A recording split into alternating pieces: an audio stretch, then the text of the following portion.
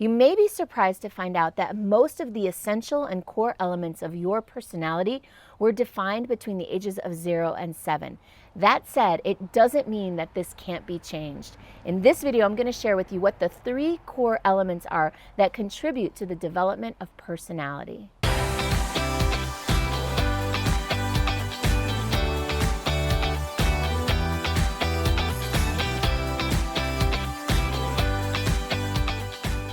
There are 3 major things that influence the development of personality, and you've probably heard about them before. The first is nature. It's how you're born. It's your cells and your DNA. It's the way your brain is structured and the way you might say you're hardwired. People are born, we know this from research, with certain preferences. Think about the preference for right-handedness or left-handedness. We know that this is something that starts at a very early age. There are also preferences that are inborn for other things. Some people tend to be more outgoing and more externally focused, while other people tend to be more internally focused. Now, of course, there are environmental factors that influence these preferences, and we'll talk about those next. But science shows that there's definitely innate preferences in every single one of us that start as young as the day we were born. Carl Jung was one of the first to really research and look at these preferences in the world of psychology. And the Myers-Briggs test that's based on his theories is very much based on this idea of innate preferences. But as anyone knows, who you are is a big part of how you were brought up. That's the nurture piece. Nurture is the environment that shapes you from the day that you were born. The family that we grow up in, the belief systems that we learn from that family, the cultural environment that we grow up in, all of these things can influence how we develop ourselves, the personality that we develop as we age. So does trauma or pain that we experience at a young age. Trauma can really shape us, and it can force us to develop strategies to deal with that trauma. In fact, there are 3 things that we develop as we grow, as we learn to make our way through life.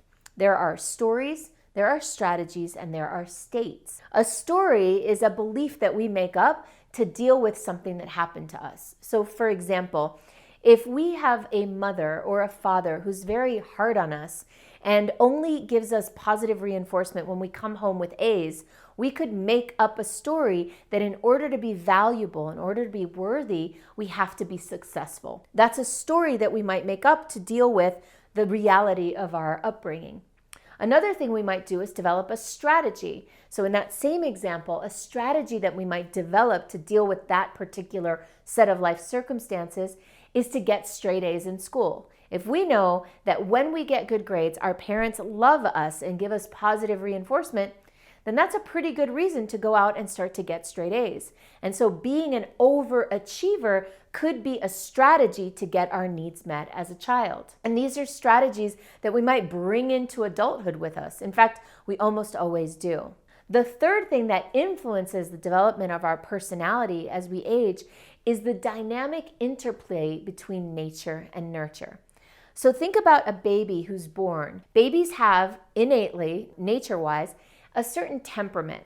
Now let's say you have a baby that's born with a temperament that's very colicky or fussy, or something's going on with them and it causes them to react in this way that's fussy or colicky. Now imagine that a parent comes into the picture, or a babysitter or a sibling, and starts complaining, "Oh, you're such a colicky, fussy baby, fussy, fussy, fussy," and starts to label that baby as fussy. Over the years, that might develop into critical and negative or other different ways of being. And so that initial nature way of being ends up inviting in a specific nurturing response. So the dynamic interplay of the nature and the nurture can lead to the formation of the full human. Now, we don't know exactly how much of our personality is nature versus nurture, but I'm going to take a guess, and I've heard other experts guess too, that it's about 50-50. And so if it's 50-50, that means there's a big chunk of our personality that we can adjust and align to how we want to be instead of how we were 20 or 30 years ago. If you like this video, then feel free to go deeper and check out some of my other videos about the development of personality. And if you want to think about working with us personally, then consider signing up for our mailing list to find out if and when we'll be in a town near you or online for one of our events.